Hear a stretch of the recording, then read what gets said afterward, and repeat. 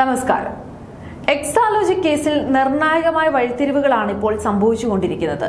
മുൻമന്ത്രി PM മുഹമ്മദ് റിയാസിന്റെ ഭാര്യയും മുൻ മുഖ്യമന്ത്രിയുടെ മകളുമായ ടി വീണയ്ക്കും റിയാസിനും നേരെ എൻഫോഴ്സ്മെന്റ് ഡയറക്ടറേറ്റ് തങ്ങളുടെ വല മുറുക്കുകയാണ്.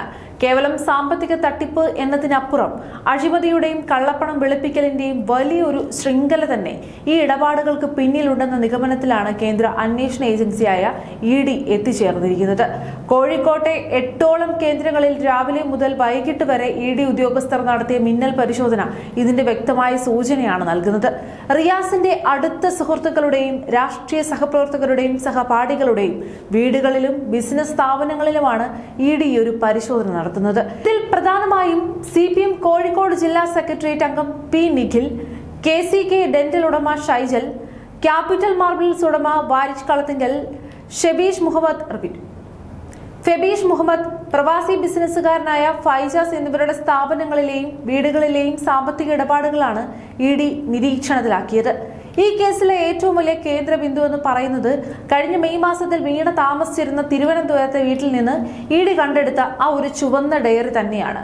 എക്സാലോജി കമ്പനിയുടെ അക്കൗണ്ടിൽ നിന്ന് കോടികളുടെ രൂപ ആരൊക്കെ വഴി എവിടെയൊക്കെ എത്തിച്ചു എന്നതിന്റെ കൃത്യമായ വരവ് ചെലവ് കണക്കടക്കം ഈ ഡയറിയിൽ ഉണ്ടെന്നാണ് സൂചന. ED ഉദ്യോഗസ്ഥർ നടത്തിയ പ്രാഥമിക ചോദ്യം ചെയ്യലിൽ ഈ വ്യക്തികളെല്ലാം തന്റെ ഭർത്താവ് മുഹമ്മദ് റിയാസിന്റെ സുഹൃത്തുക്കളാണെന്നും തെരഞ്ഞെടുപ്പ് ആവശ്യങ്ങൾക്ക് വേണ്ടിയാണ് ഈ തുകകൾ കൈമാറിയതെന്നും വീണ മൊഴി നൽകിയതായാണ് പുറത്തുവരുന്ന വിവരങ്ങൾ.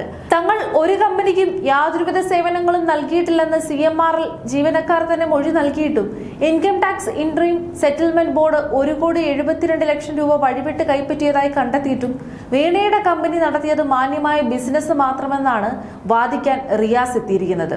എന്നാൽ കമ്പനി നൽകാത്ത സേവനത്തിന് കൈപ്പറ്റിയ പണം തെരഞ്ഞെടുപ്പ് ആവശ്യങ്ങൾക്കായി പാർട്ടി നേതാക്കളുടെയും സുഹൃത്തുക്കളുടെയും അക്കൗണ്ടിലേക്ക് മാറ്റിയെന്നത് കള്ളപ്പണ നിരോധന നിയമത്തിന്റെ പരിധിയിൽ വരുന്ന കടുത്ത ഒരു കുറ്റകൃത്യം തന്നെയാണ്. എന്തുകൊണ്ടാണ് ED ഇപ്പോൾ ഈ റിയാസിലേക്ക് അന്വേഷണം വ്യാപിപ്പിക്കാൻ ഒരുങ്ങുന്നത് എന്ന ചോദ്യത്തിന് കൃത്യമായ ഉത്തരവുമുണ്ട്. ഭാര്യയുടെ ബിസിനസ് അക്കൗണ്ടിൽ നിന്ന് ഭർത്താവിന്റെയും സുഹൃത്തുക്കളുടെയും അക്കൗണ്ടുകളിലേക്ക് പണം കൈമാറ്റം ചെയ്യപ്പെട്ടത് റിയാസിന്റെ അറിവോടെയും നിർദ്ദേശത്തോടെയും കൂടിയാണോ എന്നാണ് അന്വേഷണ ഏജൻസിക്ക് ബോധ്യപ്പെടേണ്ടത്. ഇതിന്റെ ഭാഗമായി വരും ദിവസങ്ങളിൽ CPM നേതാവ് നിഖിലിനെയും ഒപ്പം മുഹമ്മദ് റിയാസിനെയും ഒക്കെ ചോദ്യം ചെയ്യാൻ വിളിപ്പിച്ചേക്കുമെന്നാണ് ലഭിക്കുന്ന സൂചനകൾ. തനിക്കെതിരെ യാതൊരുവിധ തെളിവുമില്ലെന്നും തല പോയാലും പോരാടും എന്നൊക്കെയുള്ള രാഷ്ട്രീയ പ്രസ്താവനകൾ നടത്തി റിയാസ് വിഷയത്തെ മറികടക്കാൻ ശ്രമിക്കുന്നുണ്ടെങ്കിലും നിയമപരമായ ചോദ്യങ്ങൾക്ക് മുന്നിൽ ഈ രാഷ്ട്രീയവാദങ്ങൾക്ക് മാത്രം പോരാതെ വരും. കേന്ദ്ര ഏജൻസിയുടെ സുരക്ഷയിൽ സംസ്ഥാന പോലീസിനെ പോലും മുൻകൂട്ടി അറിയിക്കാതെ നടന്ന ഈ ഒരു 9 മണിക്കൂറിലേറെ നീണ്ട റെയ്ഡും സ്വത്തുക്കൾ മരവിപ്പിക്കാനുള്ള നീക്കങ്ങളും കേസ് എത്തി നിൽക്കുന്ന ഗുരുതരമായ സാഹചര്യമാണ് വ്യക്തമാക്കുന്നത്.